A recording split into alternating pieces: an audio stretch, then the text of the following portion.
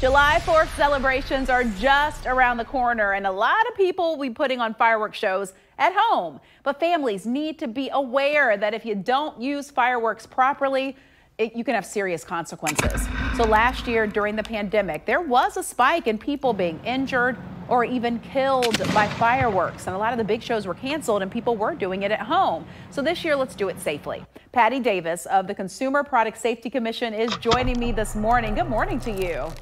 Good morning, Melanie. Yeah, it's really disturbing to see some of that video. I said earlier, glad they're mannequins and not real people, but a lot of fireworks tents have been popping up all over town. And there are certain types that are for home shows and some that you should steer away from. How do you know the difference? Well, that's a great question. I think that, first of all, you need to make sure that your consumer grade fireworks are legal in your area.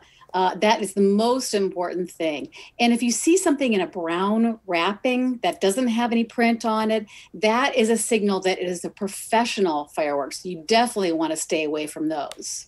Yeah, that's good advice. I know some people, despite that advice and despite the laws, they're still going to do illegal fireworks, and really want to kind of give them an idea about why that's probably not the best idea. So we have some videos of some things that could go wrong if you don't handle fireworks properly. So if we can roll those to show our viewers to give them an idea.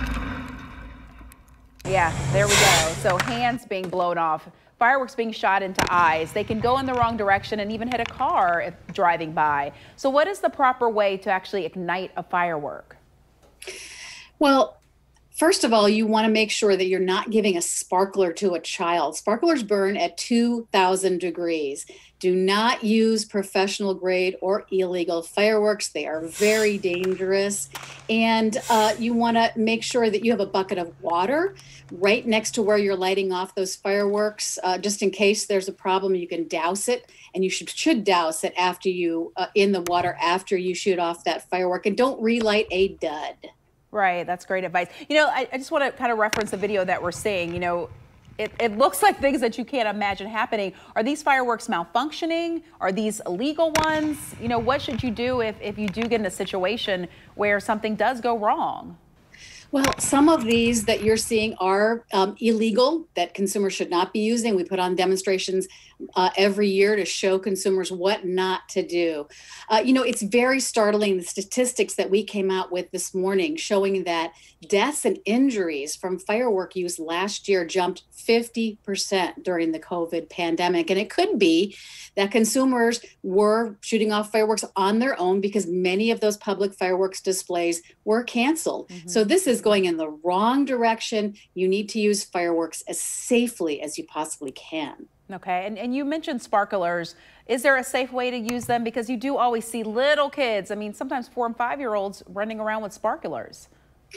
Well, I think a lot of us used them when we were children. And I think that now we have found out that those sparklers burn as hot as a blowtorch. You would never give a blowtorch to your child. Don't give a sparkler to your child. Have an adult hold them, and the children can enjoy them that way. But best of all, the easiest way to remain safe over the 4th of July holiday is to go to the public fireworks displays. Many of them are back on this year.